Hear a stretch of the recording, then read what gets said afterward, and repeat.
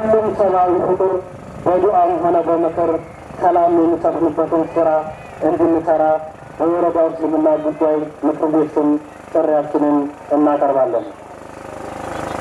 በመቀጠል መላው የወረዳችን ሙስሊም ማህበረሰብ አምስቱን የእስልምና መሰረቶች ስማቸውንና ተግባራቸውን፣ ስድስቱን የኢማን መሰረቶች ስማቸውንና ተግባራቸውን እንዲፈጽማቸው በጥብቅ እናሳስባለን። ይህ ልዩ በዓላችን ስናከብር በርካታ ዱንያ ያልገራላቸው በችግር ውስጥ ያሉ ወገኖቻችን አላህ ሱብሓነሁ ወተዓላ ከሰጠን ርዝቅ በማካፈል በፍቅር በመተሳሰብ በመረዳዳት እንድናከብር ባደራ ጭምር ምክር ቤቱ መልእክቱን ያስተላልፋል።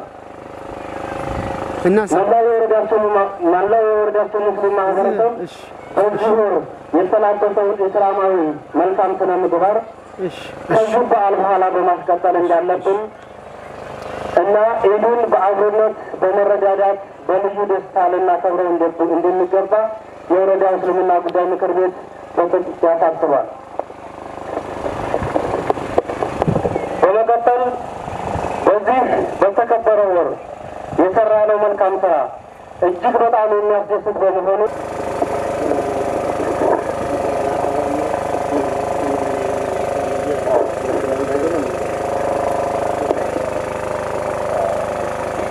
السلام عليكم ورحمة الله وبركاته. ክቡር ሸከማሌ ሱፍ ሐምዛ የወግድ ወረዳ እስልምና ምክር ቤት ፕሬዝዳንት፣ የተከበራችሁ የእስልምና ምክር ቤት አመራሮች፣ ክቡር አቶ ሲራጅ አከለ የወረዳችን ብልጽግና ፓርቲ ቅርንጫፍ ጽሕፈት ቤት ኃላፊ፣ ክቡራን የኢድ አልፈጥር በዓል ለማክበር የተገኛችሁ የእምነቱ ተከታዮች እንኳን ለ1447ኛው የኢድ አልፈጥር በዓል በሰላም አደረሳችሁ። እንደሚታወቀው በህዝበ ሙስሊሙ ዘንድ ኢድ አልፈጥር የዝነት የመረጋጋትና የሰላም በዓል ነው። ረመዳንም የአላህ ሱብሓነሁ ወተዓላ ደግነት የሚገለጥበት ውድ ስጦታዎች ለሰው ልጆች የተበረከቱበት ደግ ወር ነው።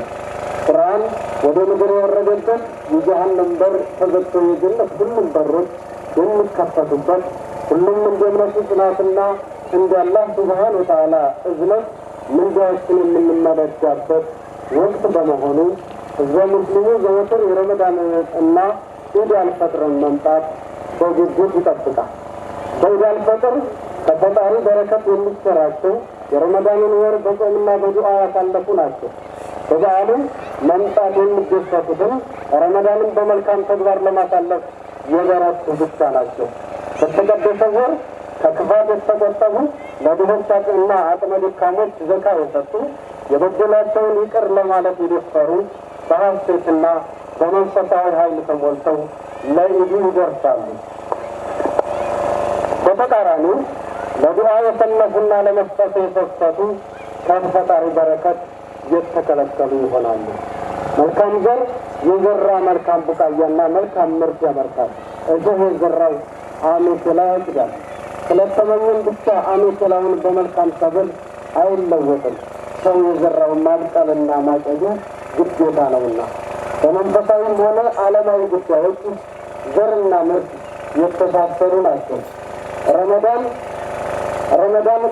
ረመዳን ቤተሰብ የሚገናኝበት፣ ህሊና የሚሰበሰብበት፣ ሰውነት የሚገራበት፣ መንፈስ የሚቃናበት፣ እርዝቅ የሚበዛበት ታላቅ ወር ነው። ኢድ አልፈጥር ደግሞ የሰውን ልጅ ጤናማ ግንኙነት የሚያመለክት በዓል ነው። የሰው ልጅ ከፈጣሪ ጋር ከራሱ ጋርና ከወገኑ ጋር የሚኖረው ግንኙነት ጤናማ ካልሆነ ጠቅላላ ህይወቱ ጤናማ አይሆንም። በረመዳን ወቅትም ጾም ሰዎችን ከራሳቸው ጋር ያገናኛቸዋል። ሶላትና ዱዓ ከፈጣሪያቸው ጋር ያገናኛቸዋል። አፍጣርና ዘካ ደግሞ ከማህበረሰቡ ጋር ያገናኛቸዋል። እኛ ኢትዮጵያውያን ታዲያ ጤናማ ህይወትን መምራት እንድንችል እነዚህን ጤናማ ግንኙነቶች ባህልና ባህል ማድረግ ይገባናል። የተከበራችሁ አባቶች፣ የተከበራችሁ እናቶች፣ ወንድሞችና እህቶች፣ ሰው ከፈጣሪና ከራሱ ጋር ያለው ግንኙነት ጤናማ ካልሆነ ለማህበረሰብም ለሀገርም በሽታ ነው። ሰው ከራሱ ጋር እየተጋጨ ከኖረ ከሁሉም ፍጥረት ጋር ይጋጫል። ዛሬ ጦርነትን ባህል፣ ዝርፊያን ልማት፣ ጥፋትን እሴት፣ ውድመትን ክብር አድርገው የሚኖሩት ሰዎች የመጀመሪያው ችግራቸው ከፈጣሪያቸውና ከራሳቸው ጋር አለመስማማት ህመም ነው።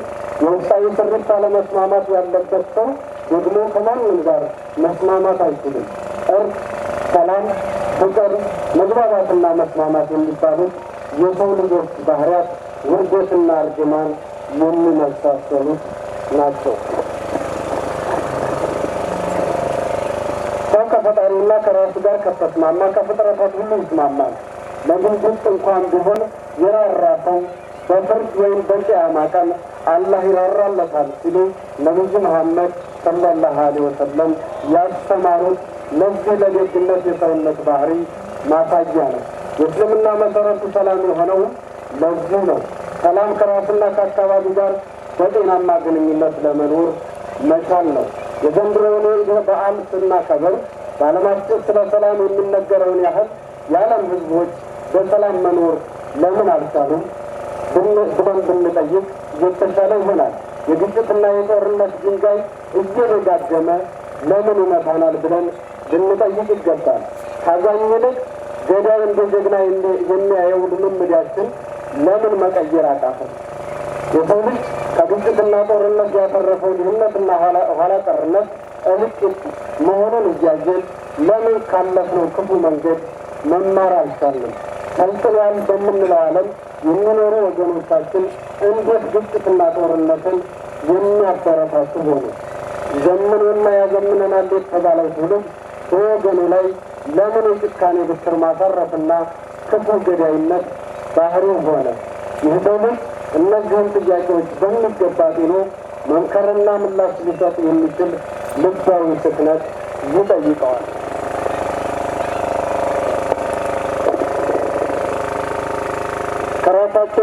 ከራሳቸው ጋር ይሰጣሉ። ሰላም ያጡ አካላት የማህበረሰቡን ሰላም እንዲያውቁ ልንፈቅድ አይገባም። ከረመዳን እሴቶች ጋር ይሰጣሉ። ሰዎች የእኛን ዘመን እንዲረብሹ ልንፈቅድ አይገባም። በ12ኛው መቶ ክፍለ ዘመን እንደ 21ኛው መቶ ክፍለ ዘመን መኖር መታደል ነው። በ21ኛው ክፍለ ዘመን እንደ 12ኛው ክፍለ ዘመን መኖር ግን መረገም ነው። መግደል፣ ማገት፣ ማቃጠል፣ እናቶችን ማሰቃየት፣ ተቋማትን ማውደም፣ ቅርስና ታሪክን ማበላሸት፣ ጠመንጃን ወይም አፈሙዝን የሁሉም ነገር መድኃኒት አድርጎ መውሰድ የአሁን ትውልድ ባህሪ ሊያርማቸው የሚገቡ አደገኛ አጥፊ ልምምዶች ናቸው። የተከበራችሁ ወገኖች ከፊታችን ግንቦት 24 2018 የሚካሄደው ሀገራዊ ምርጫ ሀገራችን አሁን ካለችበት ውስብስብ ችግር የምትፋታበት፣ የዴሞክራሲን ድል የምትቀዳጅበት፣ ወደ ቀጣይ ብሩህ ተስፋ ዘመን የምትሸጋገርበት ወሳኝ በር ነው። እንደ ሀገር ለዓመታት ዴሞክራሲ የራበን የግጭት አዙሪት ያልተፋታን ብዙ ጉዳይ የምንናፍቅ ነንና ጉዟችን አልጋ ባልጋ ባይሆንም ከፈተና በኋላ በረከት ከብርታት በኋላ ሀሴት እንዳለ ከረመዳን ጾምና ከኢድ አልፈጥር በዓል በመማር የመከራችን ጊዜ የሚቋጭበት ጊዜ ይህ ምርጫ መሆኑን በመገንዘብ ህዝበ ሙስሊሙ በሀገረ መንግስት ግንባታው የተፋታ ምርጫ እንዲካሄድ የድርሻችሁን እንድትወጡ የአደራ መልእክት ማስተላለፍ እወዳለሁ። ወግዲ ወረዳችንም የሚለሙ አካባቢዎችን በአይነ ህሊና እያየች በቅናት የምትቃጠል የተረገመች ወረዳ ሳትሆን እጣ ፈንታዋን የሚፈልግላት መሪና ህዝብ እየፈለገች ያለች የፈጣሪ ጸጋ ያለ ስስት የተሰጣት ወረዳ ነች። እኛ መሪዎች በቁርሾና በመጠላለፍ መርዟን በጥብጠን ስንግታት እጣ ፈንታዋ ቁልቁል ሆኖ እናያለን። በመሪዎች ተስፋ ቆርጣ ህዝቦቿን በጉጉት ስትጠብቅ ብዙዎች ራስ ወዳድነት ያሸነፋቸው ናቸውና ውስጧን የሚቆፍሩ እንጂ የሚያለሟት አልሆን እያሏት አይነተ ብዙ ችግር ውስጥ ከዛሬ ነገ በሚል እንደ ነፍሰ ጡር የመልማት ቀን እየቆጠረች ያለች የወግዲ ወረዳ ነች። የተከበራችሁ አባቶች፣ እናቶች፣ ወንድም እህቶች፣ ወግዲ የሚለማ ጸጋ ያላት ብዙዎች የሚመኟት የማያልቅና የሚያድግ ሀብት ባለቤት መሆኗን ተገንዝባችሁ ስለ ወረዳችን ልማት መነጋገር፣ መደማመጥ፣ ማልማትና በፍትሃዊነት መጠቀም የመሪዎችን የህዝብን ግዴታ መሆኑን ወግድን ለማልማትና የወረዳዋን ሙሉ ጸጋ በአግባብ በመጠቀም አዲስ ታሪክ ለመቀየር የተዘጋጀን እንዲሆንን በአስተዳደር ምክር ቤቱ ስም እየገለጽ መላው ሕዝባችን የዚህ ተግባር ባለቤት በመሆን ከጎናችን እንድትሆኑ በማለት ጥሪ ማስተላለፍ እወዳለሁ። ትናንት ያለፉ ቁርሾዎችን ካልተውናቸው ዛሬን ያበላሻሉ። ዛሬ ከተበላሸ ደግሞ የዛሬ እድል ነገ አይገኝም። ስለሆነም ስላለፈን እድል በመቆጨት የጀመርናቸውን የልማት ስራዎች አጥፍተንና አጥርተን እንድናስቀጥል አደራ እያልኩኝ አባቶቻችን፣ እናቶቻችን መንገዳችን የተቃና እንዲሆን ሀገራችን ሰላም እንድትሆን በዱዓችሁ አብራችሁን እንድትሆኑና በስራችን መሀል በሚፈጠሩ ጥፋቶች ሐሜት ሳይሆን ተጠግታችሁ እንድታስተካክሉን እንፈልጋለን። ወጣቶች በጉልበታችሁ በገንዘባችሁና በሀሳባችሁ ሁሌም በወግድ ጉዳይ በያገባኛል ስሜት አብራችሁን ሆናችሁ እንድናለማ እንፈልጋለን። በአጠቃላይ ወግድ የሁላችንም ቤት መሆኗን አምነን በጋራ አልምተን በጋራ እንድንኖርባት የምትመች አድርገን እንስራት እያልኩኝ ኢትዮጵያ የምታድግና የምትበለጽገው በዜጎቿ መልካም ትግበራ እንጂ በሌላ ተአምራዊ ክስተት አይደለም። ዜጎቿ ሲገነቡ ትገነባለች። ሰላም ሲሆኑ ሰላም ሲያለሙ የምትለማና የበለጸገች ትሆናለች። ስለሆነም ጠባሳውንና የማይበጀንን አክሳሪ መንገድ ትተን ኢትዮጵያን እንድትጸና ኢትዮጵያ እንድትበለጽግ በአቅማችን ልክ ብቻ ሳይሆን ከአቅማችን በላይ የሚጠበቅብንን መስዋዕትነት ሁሉ የመክፈል ኃላፊነት የእኛ ነው። የእኛ ልፋትና መስዋዕትነት ከዛሬ አልፎ በትውልድ ይተርፋል። እኛ ሀገር መውደዳችን የሚለየውና መልካምነታችን የሚገለጠው በስራችን ብቻ ነው። ነቢዩ መሐመድ ሰለላሁ ዐለይሂ ወሰለም ምርጥ ሰው ማለት ሌሎችን ለመጥቀም የበረቱ ናቸው ብለው ያስተማሩትም ለዚህ ነው።